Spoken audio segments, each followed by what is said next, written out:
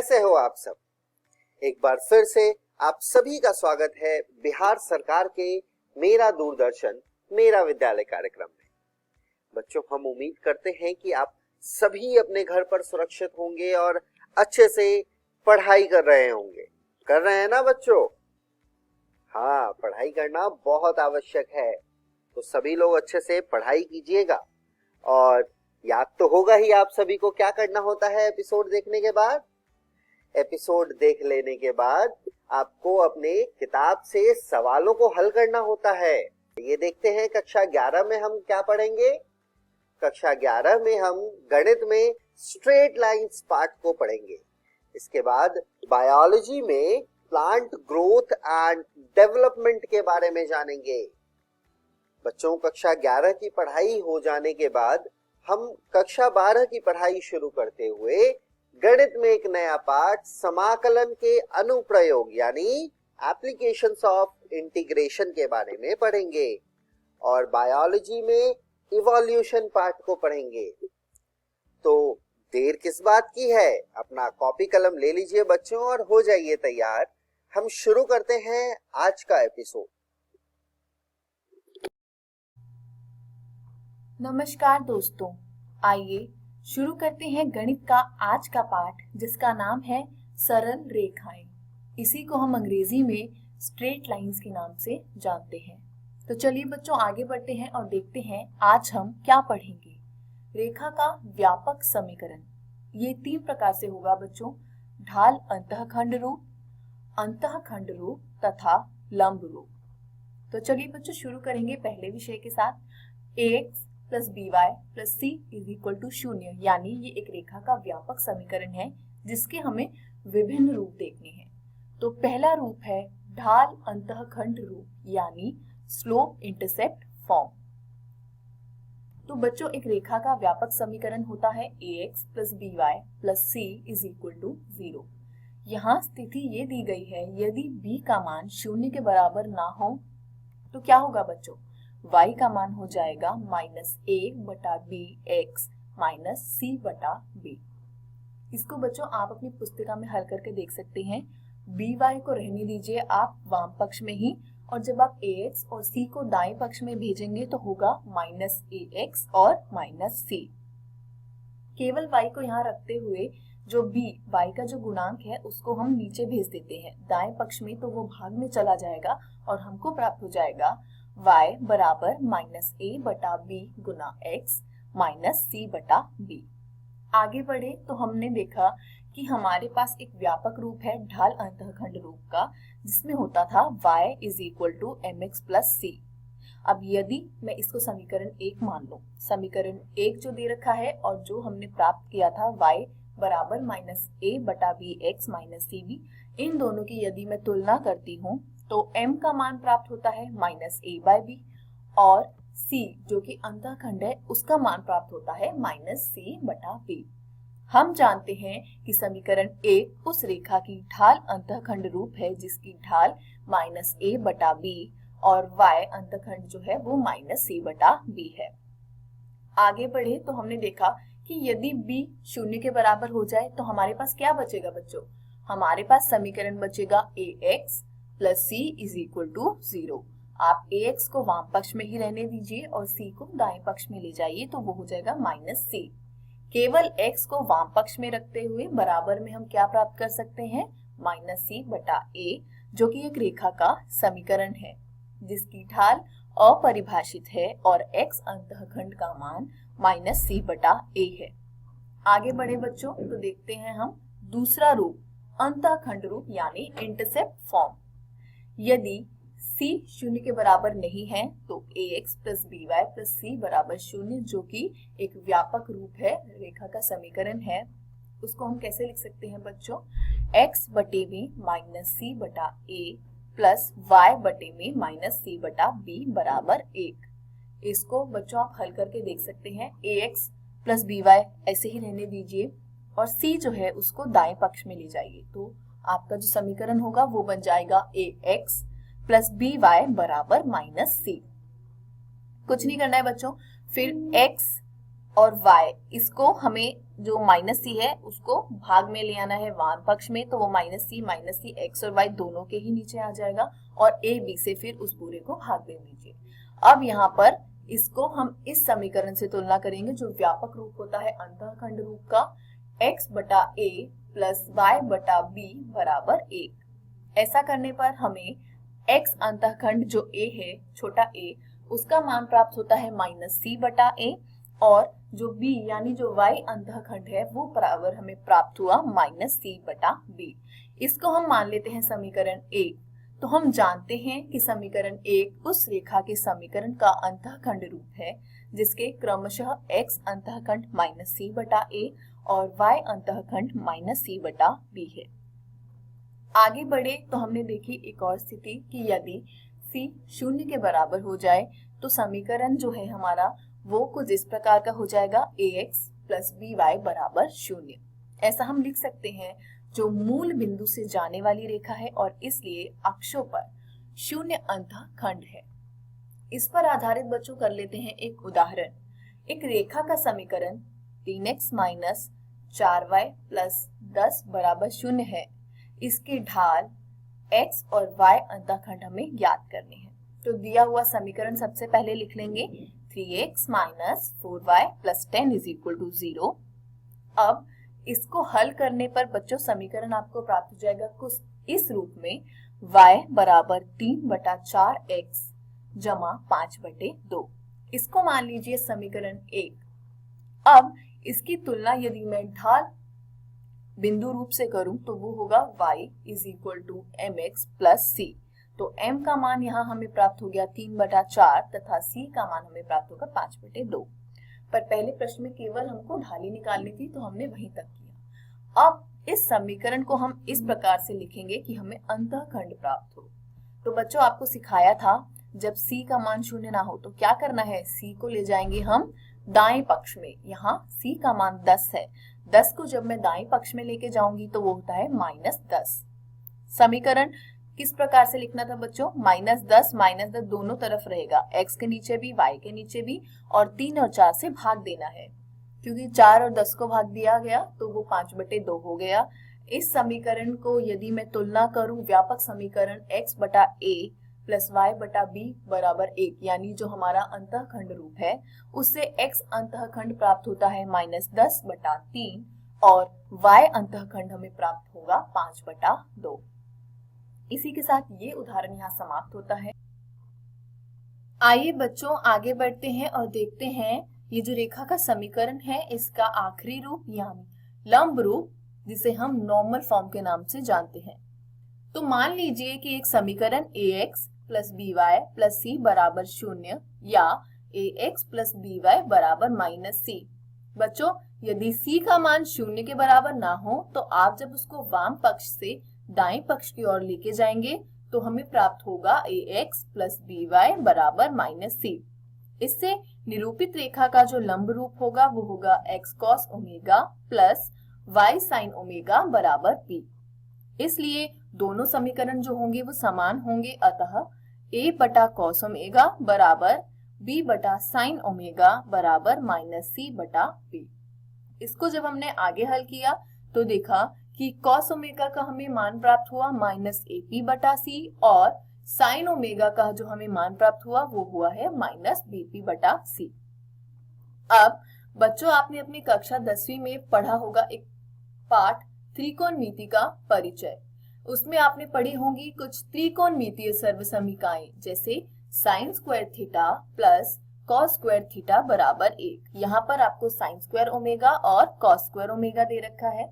कुछ नहीं करना बच्चों, साइन ओमेगा का मान डाल दीजिए माइनस बीपी बटा सी और कॉस ओमेगा का मान डाल दीजिए माइनस एपी बटा सी। उनके वर्गों का योग लेंगे तो हमें प्राप्त हो जाएगा कि पी स्क्वायर का मान आता है सी स्क्वायर बटा ए स्क्वायर प्लस बी स्क्वायर। ये जो है बच्चों पी स्क्वायर का मान था। यदि मैं p का मान प्राप्त करना चाहूं तो वो हो जाएगा प्लस माइनस c बटा under root A square plus B square. यहाँ से हमको cos ओमेगा और sin ओमेगा का जो मान है वो प्राप्त हो जाएगा। बच्चों आप यहाँ वीडियो को पॉज करके इन सभी जो आपके समीकरण बनते जा रहे हैं इनको अपनी पुस्तिका में स्वयं हल कर कर देख सकते हैं। इस प्रकार समीकरण ax plus by plus c बराबर 0 का जो लंब रूप है वो आता है x cos omega plus y sin omega बराबर p, जहां cos ओमेगा बराबर प्लस माइनस a बटा under root a square plus b square, sine omega बराबर प्लस माइनस b बटा under root a square plus b square और p बराबर plus minus c बटा under root a square plus b square. चिन्हों का उचित चयन इस प्रकार किया जाता है कि p धनात्मक रहे। तो बच्चों आप इसमें जो cos ओमेगा sin ओमेगा इसमें जो चिन्ह है आप इस प्रकार से देखेंगे कि p का जो मान आए वो धनात्मक आए। तो चलिए बच्चों आगे बढ़ते हैं और देखते हैं इसी पर आधारित एक उदाहरण में कहा गया है कि एक समीकरण है under root 3x plus Y minus 8 बराबर 0। इसको लंब रूप में रूपांतरित करना है और p तथा ओमेगा का मान ज्ञात करना है। आगे बढ़े तो हमने देखा हल। दिया हुआ समीकरण जो है under root 3x plus Y minus 8 बराबर 0, इसको हम मान लेते हैं समीकरण 1 और 1 से हमको प्राप्त हुआ a का मान अंडर रूट 3 और b का मान 1। तो जब इन दोनों का वर्गों का योग हम लेते हैं तो हमको 4 प्राप्त होता है और अंडर रूट 4 का मान होता है 2। अब यदि मैं 2 से भाग दूं तो मुझे प्राप्त होगा समीकरण अंडर रूट 3 बटा 2x प्लस 1 बटा 2y बराबर 4। जब इस समीकरण की हम तुलना करेंगे, किससे करनी है बच्चों तुलना? हम इसका तुलना करेंगे त्रिकोणमितीय फलन के जो मान दिए होते हैं। तो cos 30 डिग्री का मान है अंडर रूट 3 बटा 2, तो मैं अंडर रूट 3 बटा 2 की जगह cos 30 डिग्री लिख सकती हूँ। और 1 बटा 2 क्या होता है बच्चों? ये होता है sin 30 डिग्री, तो यहाँ पर मैं sin 30 डिग्री लिख सकती हूँ और इसको हमने माना समीकरण 2। अब रेखा के व्यापक समीकरण का जो लंब रूप होता है वो होता है x cos omega plus y sin omega बराबर p। इससे जब हम दोनों की तुलना करेंगे समीकरण 2 और व्यापक समीकरण की, तो p का मान प्राप्त होता है 4 और ओमेगा का मान होता है 30 डिग्री। इसी के साथ बच्चों हमारा आज का ये अध्याय समाप्त होता है। आशा करती हूँ आपको समझ आया होगा। आज हमने पढ़ा रेखा के व्यापक समीकरण के 3 विभिन्न रूपों के बारे में। घर जाइए बच्चों, प्रश्नावली में दिए गए प्रश्नों का निरंतर अभ्यास कीजिए। किसी भी प्रकार के संदेह एवं सहायता के लिए हम हमेशा उपलब्ध हैं। धन्यवाद।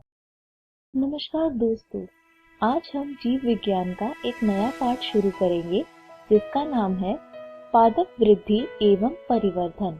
अब हम इसका पहला पाठ पढ़ेंगे। इस वीडियो में हम पढ़ेंगे परिचय और वृद्धि के बारे में। परिचय। अब आप बीज पौध, पादप तथा परिपक्व पौधों जैसे शब्द से परिचित हो गए हैं। आपने यह भी देखा है कि सभी पेड़ समय के अंतराल के नियामक ऊंचाई एवं गोलाई में लगातार वृद्धि करते हैं।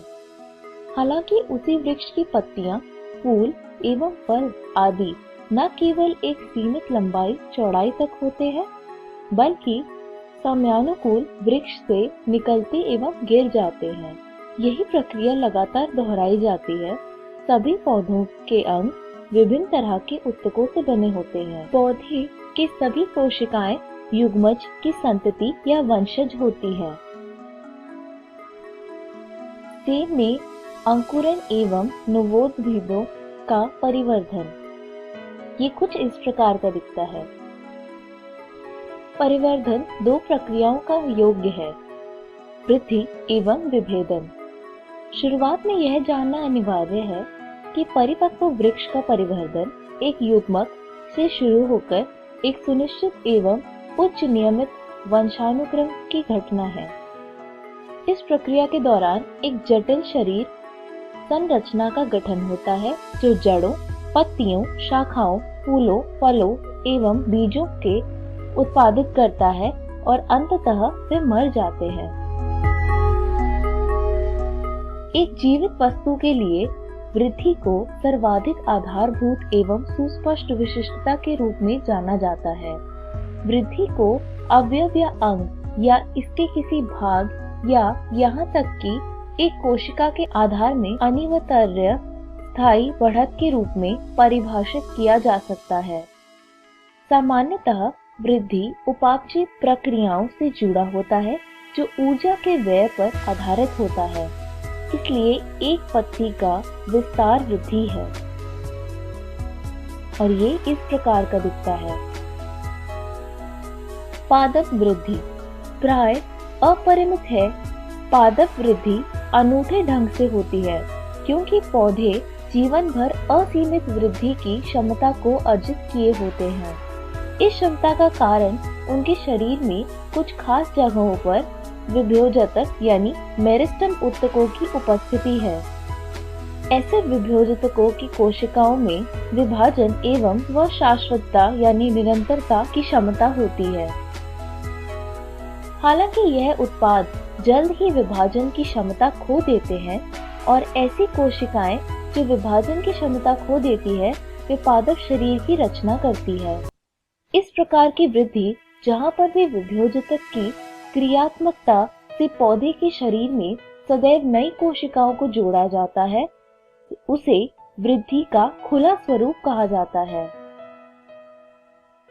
मूल शिखाग्र विभोजतक तथा प्ररोह शिखाग्र विभोजतक पौधों की प्राथमिकता वृद्धि के लिए जिम्मेदार होते हैं और मुख्यतया पौधे के अक्ष के समानांतर दीर्घीकरण में भागीदारी करते हैं।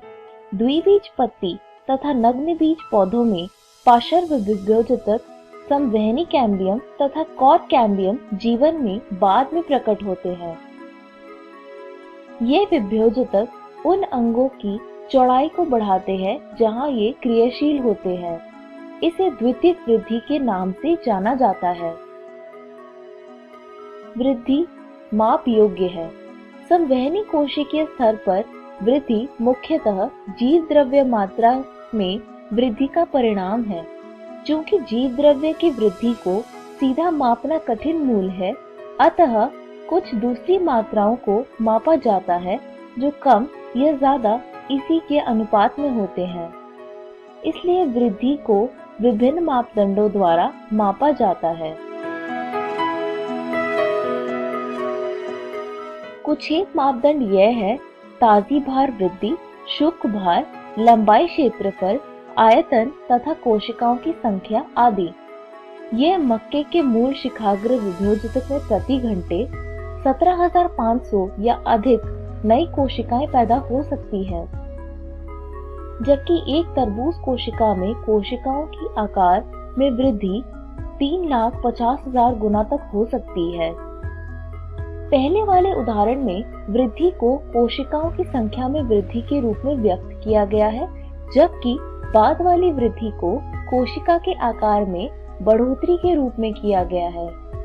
एक पराग नलिका की वृद्धि लंबाई में बढ़त का एक अच्छा मापदंड है, जबकि पृष्ठधार पत्ती की वृद्धि को उसके पृष्ठीय क्षेत्रफल की बढ़त के रूप में मापा जा सकता है। वृद्धि के चरण। वृद्धि की अवधि को मुख्यतः 3 चरणों में बांटा गया है: विभोजतकीय, दीर्घीकरण और परिपक्वता।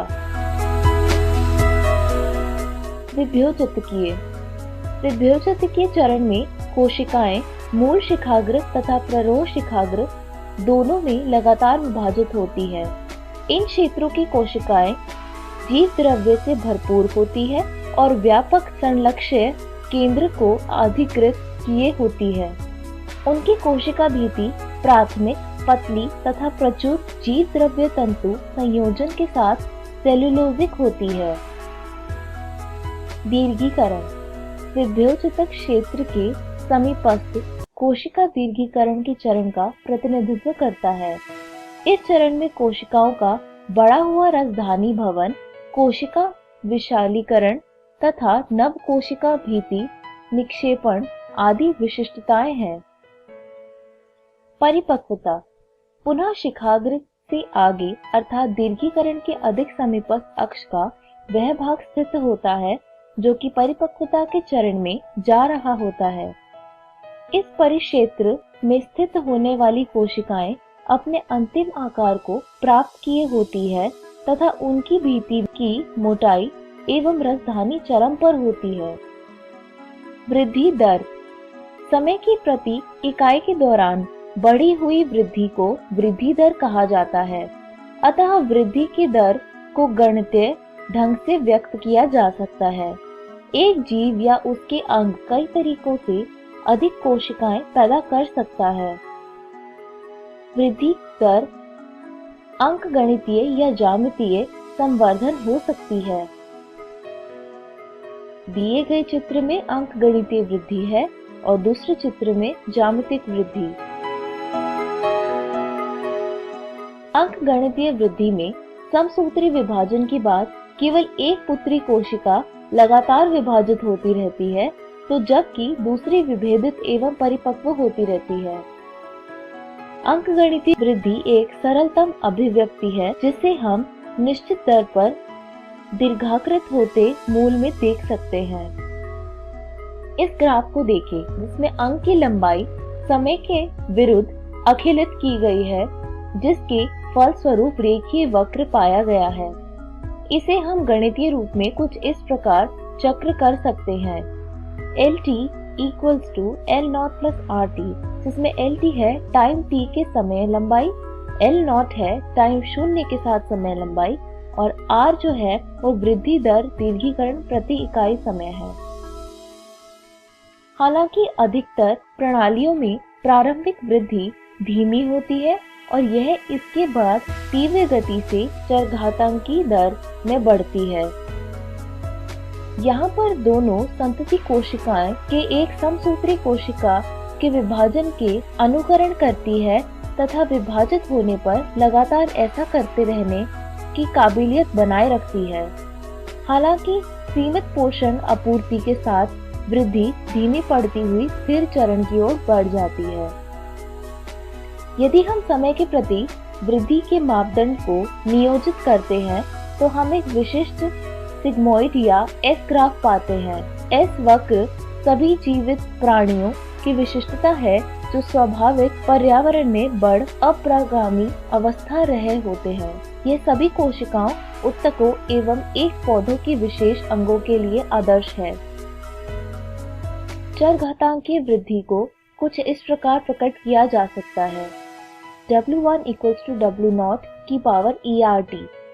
W1 अंतिम आकार है, W0 प्रथम आकार प्रारंभिक समय में, R यानी वृद्धि दर, T यानी समय में वृद्धि और E स्वाभाविक लघुगाणिक का आधार। यहाँ R बराबर एक सापेक्ष वृद्धि दर है तथा साथ ही पौधे द्वारा नई कोशिकाएं एवं उच्च पादपों पर पादप सामग्री को पैदा करने की क्षमता को मापने के लिए है, जिसे एक दक्षता सूचकांक के रूप में संदर्भित किया जाता है। अतः W1 का अंतिम आकार W0 के प्रारंभिक आकार पर निर्भर करता है। जीवित प्रणाली के वृद्धि के बीच मात्रात्मक तुलना भी दो तरीकों से की जा सकती है। पहला, मापन और प्रति यूनिट टाइम की कुल वृद्धि की तुलना, जिसे परम वृद्धि दर कहते हैं। दूसरा, दी गई प्रणाली के प्रति यूनिट समय पर वृद्धि को सामान्य आधार पर प्रकट करना। उदाहरणार्थ, प्रति यूनिट प्रारंभिक मापदंड या पैमाइश को सापेक्षिक वृद्धि दर कहते हैं। दो पत्तियों अ और ब विभिन्न आकारों की दिखाई गई है, लेकिन दिए गए समय में उनके संपूर्ण क्षेत्रफल में वृद्धि समान है। फिर भी उनमें से एक की सापेक्षिक वृद्धि दर ज्यादा है। अ वाली पत्ती की वृद्धि दर ज्यादा है। वृद्धि के लिए दशाएं। इस सूची में जल, ऑक्सीजन तथा पोषक तत्व अवश्य होने चाहिए जो वृद्धि के लिए अनिवार्य है। पौधों की कोशिकाएं अपने आकार में बड़ी होकर वृद्धि करती है, जिसके लिए जल की आवश्यकता होती है। इसलिए एक पादप की वृद्धि और उसका परिवर्धन उसमें पानी की स्थिति या उपलब्धता से जुड़ी होती है। वृद्धि के लिए आवश्यक एंजाइमों की क्रियाशीलता के लिए जल एक माध्यम उपलब्ध कराता है तथा ऑक्सीजन उपापचयी ऊर्जा को मुक्त करने में मदद करती है। पौधों द्वारा पोषकों की आवश्यकता जीव द्रव्य के संश्लेषण तथा ऊर्जा के स्रोत के रूप में काम करने के लिए होती है। बिलगाव उसकी उत्तरजीविता के लिए हानिकारक हो सकती है। इसके साथ ही पर्यावरण संकेत जैसे कि प्रकाश एवं गुरुत्वाकर्षण भी वृद्धि की कुछ अवस्थाओं या चरणों को प्रभावित करता है।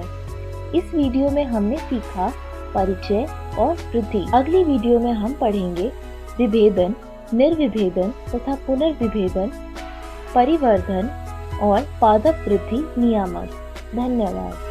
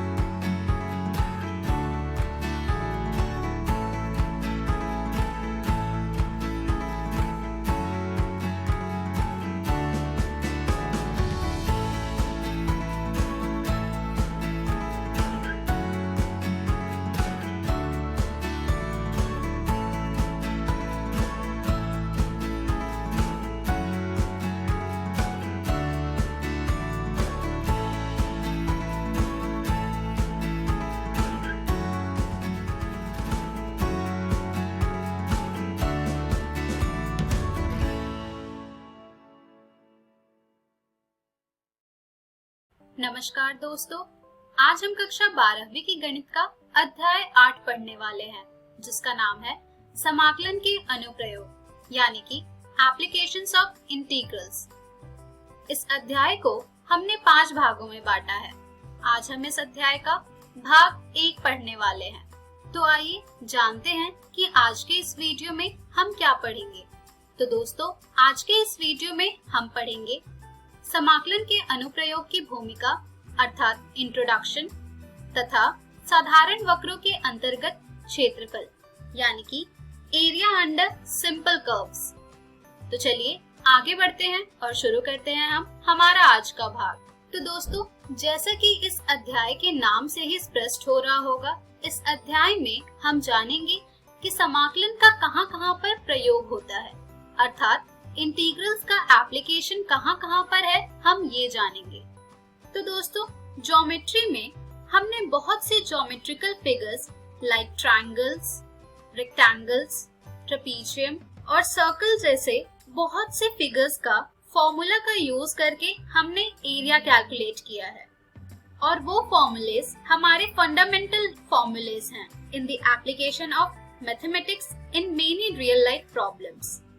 इन फॉर्मूला से हम सिंपल फिगर्स का एरिया कैलकुलेट कर सकते हैं, लेकिन ये फॉर्मूला हमारा इनएडिक्वेट हो जाएगा अगर हमें कैलकुलेट करना होगा एरिया इनक्लोज्ड बाय कर्व्स। तो दोस्तों, हमारे पिछले चैप्टर में हमने पढ़ा था how to find the area bounded by the curve y is equals to fx, the ordinates x is equals to a, x is equals to b and x-axis while calculating definite integral as limit of a sum। तो दोस्तों, इस अध्याय में हम समाकलन का अनुप्रयोग जानेंगे साधारण वक्रों के अंतर्गत तथा सरल रेखाओं एवं वृत्तों, परवलयों तथा दीर्घवृत्तों केवल मानक रूप की चापों के बीच घिरे क्षेत्रफल ज्ञात करना समाकलन का अनुप्रयोग से। तो यहाँ पर हम सीखेंगे applications of integrals in finding area under simple curves, area between lines and arc of a circles, parabola and ellipse, और साथ के साथ हम area bounded by the two curves भी जान। तो दोस्तों, ये थी थोड़ी बहुत जानकारी कि समाकलन का हम कहां-कहां पर अनुप्रयोग करते हैं। अब हम शुरुआत करेंगे साधारण वक्रों के अंतर्गत क्षेत्रफल हम किस प्रकार से समाकलन का अनुप्रयोग करके ज्ञात करेंगे ये। तो आइए उसकी शुरुआत करते हैं। स्क्रीन पर आपको एक कर्व दिख रहा होगा y is equals to fx। अगर आपसे ये कहा जाए कि हमें इस कर्व के अंतर्गत का क्षेत्रफल ज्ञात करना है, तो ये आप कैसे ज्ञात करेंगे?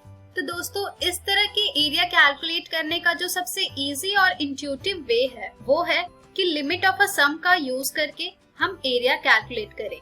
तो इस तरह के एरिया कैलकुलेट करने के लिए हमें क्या करना पड़ता है? यहाँ पर हमें एक बहुत ही पतली सी वर्टिकल स्ट्रिप या हॉरिजॉन्टल स्ट्रिप लेनी होती है।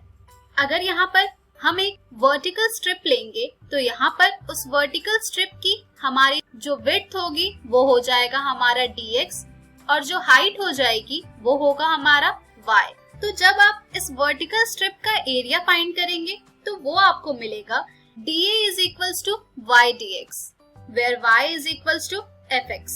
ये जो एरिया होगा आपका, ये होगा आपका एक एलिमेंट्री एरिया जो कि सभी आर्बिट्रेरी पोजीशन पर लोकेटेड होगा। चूंकि हमारा ये जो कर्व है ये x is equals to a से लेकर x is equals to b तक है, इसलिए इन छोटे छोटे एरियाज का जब आप सम करेंगे तो आपको मिल जाएगा यहाँ से a is equals to integration of fx dx, जहाँ x की लिमिट हो जाएगी a से लेकर b तक, क्योंकि हमारे जो ऑर्डिनेट्स हैं वो a से लेकर b तक के हैं x एक्सिस के।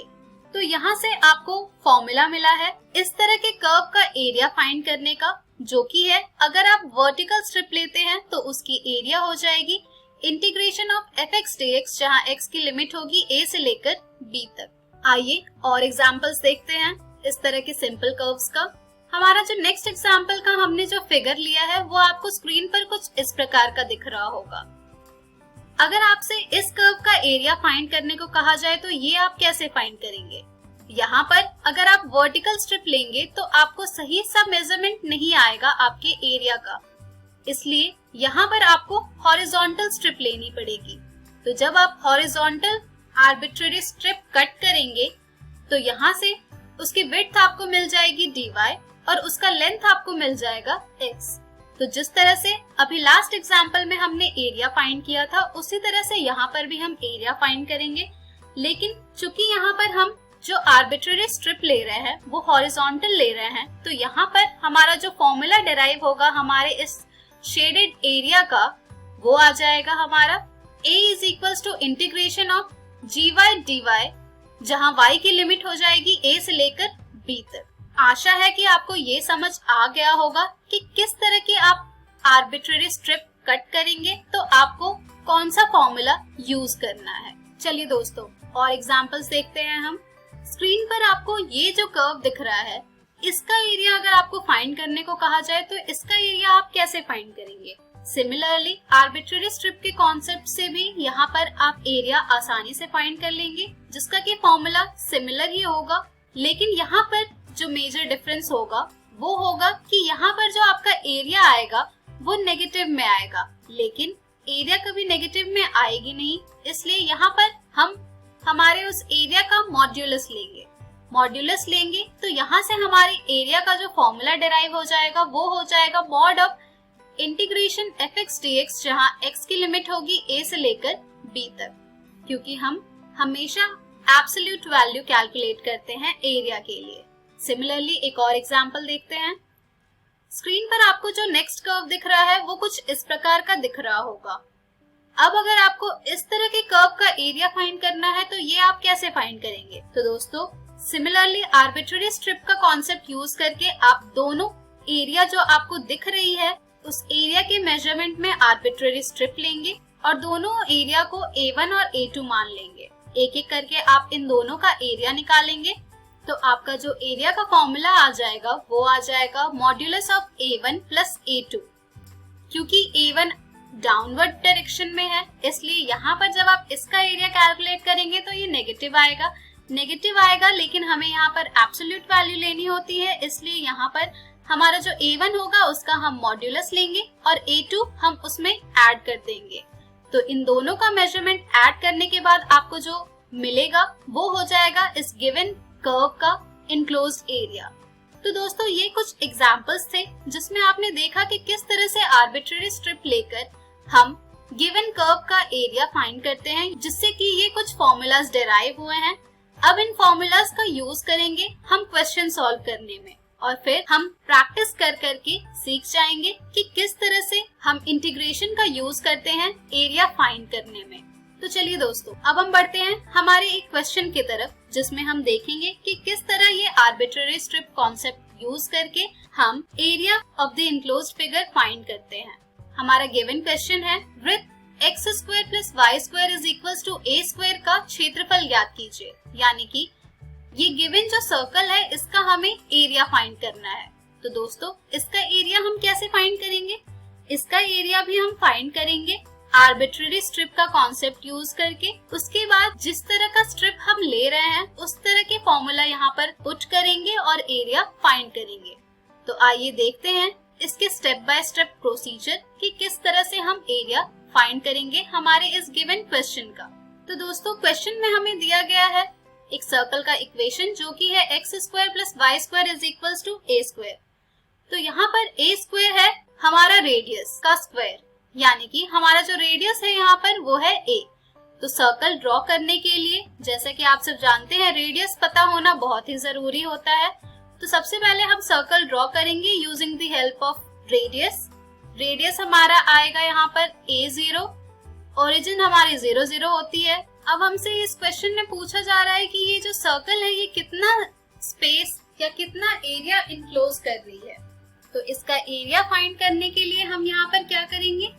सबसे पहले हम किसी एक क्वाड्रेंट का एरिया फाइंड करेंगे आर्बिट्रेरी स्ट्रिप से और फिर उसे 4 से मल्टीप्लाई कर देंगे।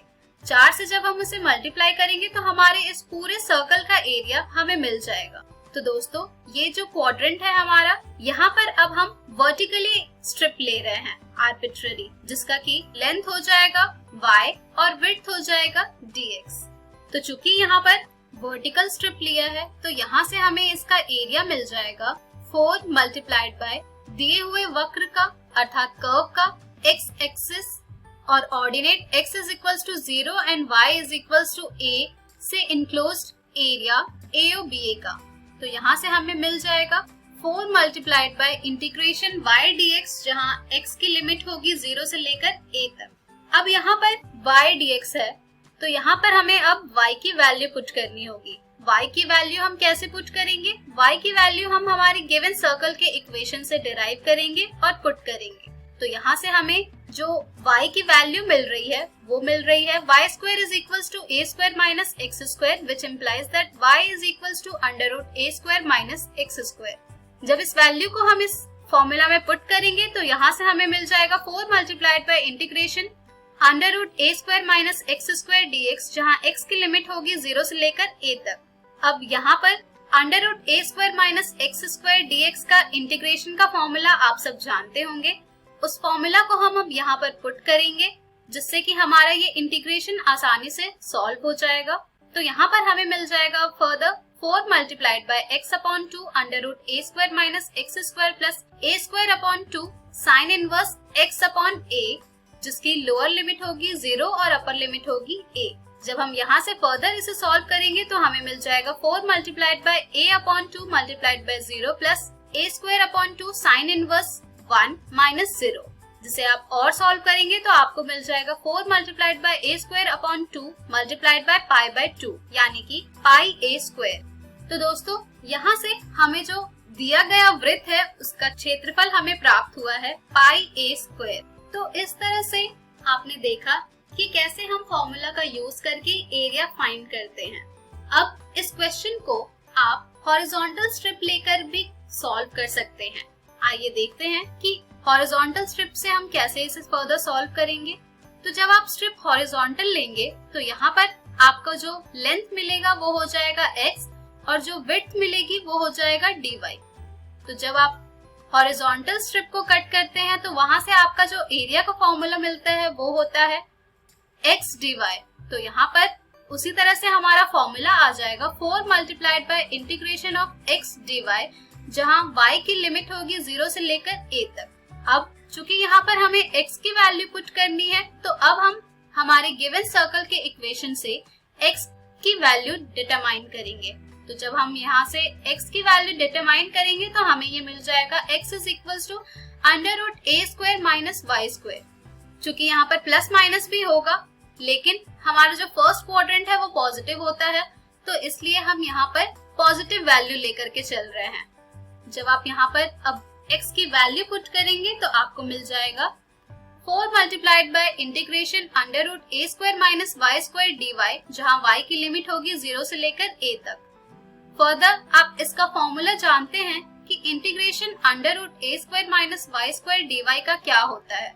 जब आप इस फॉर्मूला को यहाँ पर पुट करेंगे तो आपको मिल जाएगा 4 multiplied by integration of 0 to a under root A square minus Y square dy is equals to 4 multiplied by x upon 2 under root A square minus Y square plus a square upon 2 sine inverse y upon a, जहाँ हमारी जो lower limit होगी वो होगी 0 और हमारी जो upper limit होगी वो होगी a। इसके बाद आप इसे फर्दर सॉल्व करेंगे तो आपको यहाँ से मिल जाएगा 4 multiplied bye a upon 2 multiplied by 0 plus a square upon 2 sine inverse 1 minus 0, जिसे आप फर्दर सॉल्व करेंगे तो आपको मिल जाएगा 4 multiplied bye a square upon 2 multiplied by pi by 2 यानी कि पाई a स्क्वायर। तो यहाँ से भी आपने देखा कि चाहे आप स्ट्रिप हॉरिजॉन्टल ले या वर्टिकल ले, इस गिवन फिगर का आपको उन दोनों प्रोसेस से एरिया जो मिल रहा है वो सेम मिल रहा है। तो इस तरह से हम फॉर्मूला का यूज करके डिटरमाइन करते हैं एरिया।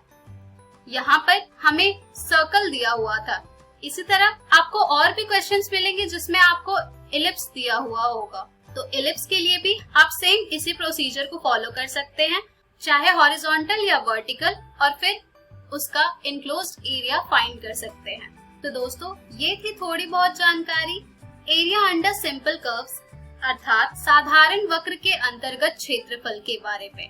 अब इसके बाद सरल रेखाओं और वक्र पर आधारित कुछ और प्रश्न हम हमारे अगले वीडियो में जानेंगे। तब तक के लिए आप इस तरह के प्रश्न घर जाकर जरूर हल कीजिएगा। तो दोस्तों, आज के इस वीडियो में हमने सीखा समाकलन के अनुप्रयोग की भूमिका के बारे में तथा साधारण वक्रों के अंतर्गत क्षेत्रफल के बारे में।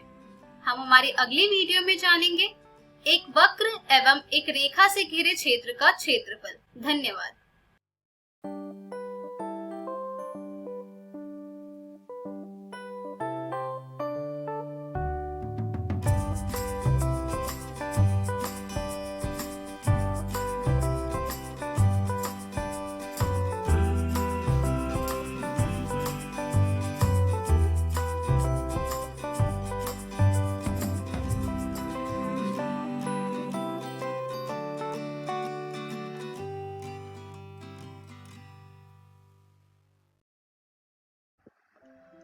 हेलो दोस्तों, आज की इस वीडियो में आप सभी का स्वागत है।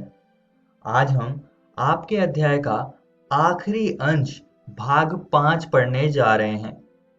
पिछली वीडियो में हमने हार्डी-वेनबर्ग सिद्धांत को पूरा पढ़ लिया था और इस वीडियो में हम विकास का संक्षिप्त विवरण और मानव का उद्भव और विकास, इन दोनों को पढ़ेंगे।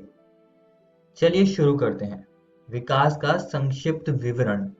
इस विषय बिंदु में हम जानेंगे कि विकास से क्या क्या बदलाव हुए थे और वो कैसे इस धरती पर हुआ था। तो लगभग 2000 मिलियन वर्ष पूर्व पृथ्वी पर जीवन का प्रथम कोशिकीय रूप प्रकट हुआ था। ये अब कैसे प्रकट हुआ था, ये चीज अज्ञात है, ये चीज कोई भी नहीं जानता है। लेकिन इनमें से कुछ कोशिकाओं में ऑक्सीजन को मुक्त करने की क्षमता होगी। यह अभिक्रिया प्रकाश अभिक्रिया के समान रही होगी, जो कि आजकल के पौधे प्रकाश संश्लेषण के दौरान करते हैं। और फिर धीरे धीरे एक कोशिकीय जीव बहुकोशिकीय जीवों में परिवर्तित हुए होंगे। और 500 मिलियन वर्ष पूर्व अकशेरुकी जीव, जिन्हें हम इनवर्टिब्रेट्स कहते हैं, ये जीव बने एवं क्रियाशील हुए होंगे। जबड़े रहित मछली 350 मिलियन वर्ष पूर्व विकसित हुई होंगी। समुद्री खरपतवार एवं कुछ पादप 320 मिलियन वर्ष पूर्व अस्तित्व में आए होंगे। पादप धरती पर सबसे पहले प्रकट होने वाले जीव थे। पशुओं के आने से पहले ही ये पूरी पृथ्वी पर फैल चुके थे। और दोस्तों, सन 1938 में दक्षिण अफ्रीका में एक मछली पकड़ी गई थी जो कि थी सीलाकैन थी, जिसे कि विलुप्त मान लिया गया था। और ऐसी प्राणी पहले उभयचर प्राणी के रूप में विकसित हुए होंगे और ये जल एवं थल दोनों पर रहे होंगे। लेकिन हमारे पास पहले उभयचर प्राणियों का कोई नमूना नहीं है।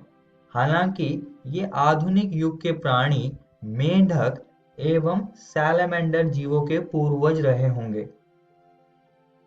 फिर बाद में उभयचर प्राणी सरीसृप के रूप में विकसित हुए और एक बार फिर आज हम सिर्फ इनके उत्तराधिकारी जैसे कि टर्टल, टॉर्टोइस, क्रोकोडाइल इन सभी को देख सकते हैं।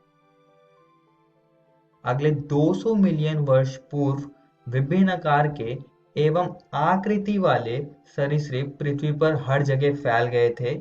इनमें से कुछ जमीन पर रहने वाले सरीसृप वापस समुद्र में चले गए और वे मछली जैसे सरीसृपों में विकसित हो गए थे, जैसे कि इक्थियोसॉरस।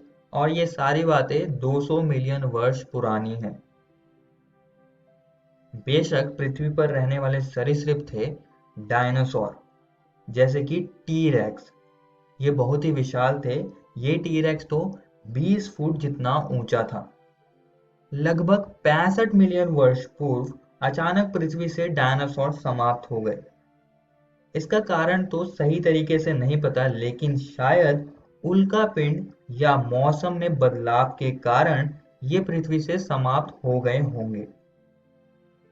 कुछ समय बाद पहले स्तनधारी प्राणी इस पृथ्वी पर आए जो कि श्रू के जैसे दिखते थे, और आप श्रू की फोटो साथ में देख सकते हैं।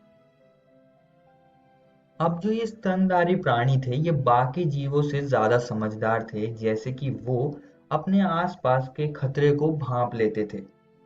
वैसे उस समय पर इतना ही समझदार होना काफी था उत्तरजीविता के लिए। आइए दोस्तों अब आगे बढ़ते हैं और मानव का उद्भव और विकास को समझ लेते हैं।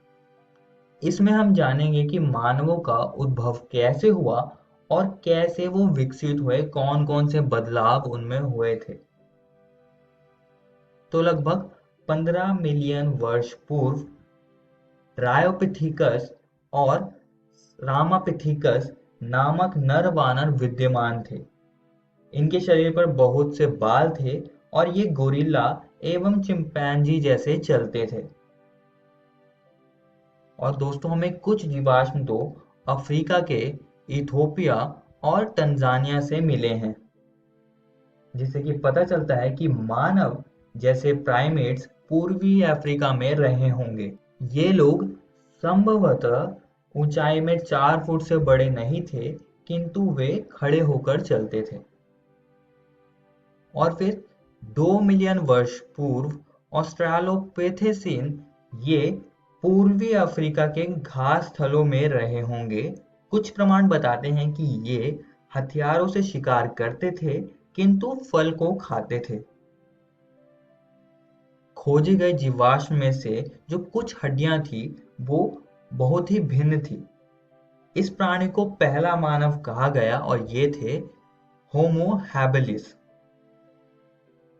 इनकी दिमागी क्षमता 650 से 800 सीसी के बीच की रही होगी और ये मांस नहीं खाते थे। अब दोस्तों 1891 में जावा में खोजे गए जीवाश्मों से अगले चरण का पता लगा। यह चरण था होमो इरेक्टस, जो कि 1.5 मिलियन वर्ष पूर्व पहले हुआ था।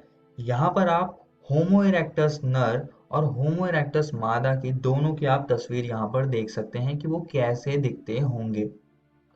होमो इरेक्टस का मस्तिष्क बड़ा था, जो कि लगभग 900 सीसी का रहा होगा, और ये मांस खाते थे। फिर इसके बाद दोस्तों मानव विकसित हुए और ये बने निएंड्रटाल मानव। निएंड्रटाल मानव 1400 सीसी आकार वाले मस्तिष्क लिए हुए 1 लाख से 40,000 वर्ष पूर्व लगभग पूर्वी एवं मध्य एशियाई देशों में रहते थे। वे अपने शरीर की रक्षा के लिए खालों का इस्तेमाल करते थे और अपने मृतकों को जमीन में गाड़ते थे। और दोस्तों हिमयुग के समय होमो सेपियंस, जो कि मॉडर्न मैन जिन्हें हम कहते हैं, वो विकसित हुए। मानव ने प्रागैतिहासिक गुफा चित्रों की रचना लगभग 18,000 वर्ष पूर्व की थी। और ऐसी ही गुफा चित्र आप देख सकते हैं आज भी। एक जो चित्र है वो मध्य प्रदेश के रायसेन जिले में भीमबेटका रॉक आश्रय में है। तो आप वहां पर ऐसे प्राचीन काल मानवों से बने हुए गुफा चित्र देख सकते हैं। और दोस्तों, कृषि कार्य लगभग 10,000 वर्ष पूर्व शुरू हुआ था। और आज तो हम जानते ही हैं कि ये पृथ्वी पर कितने सारे जीव रहते हैं और कैसे ये विकसित हुई है, और आगे जाकर ना जाने कितनी और ज्यादा विकसित होगी। यहाँ पर दोस्तों आपका अध्याय विकास समाप्त होता है।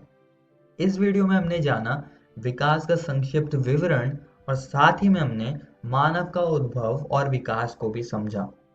और दोस्तों, मैं आप सभी को एक और बात बताना चाहता हूँ कि आज हमने आपकी एनसीईआरटी पुस्तक के ये 2 टॉपिक्स और ये पूरा का पूरा अध्याय समाप्त कर दिया है। आप इसको जरूर घर से किताब से पढ़कर आइएगा। अगली वीडियो में हम इस अध्याय से संबंधित प्रैक्टिस क्वेश्चनों को देखेंगे और जानेंगे कि कैसे प्रश्न आपसे इस अध्याय के पूछे जा सकते हैं परीक्षा में। धन्यवाद।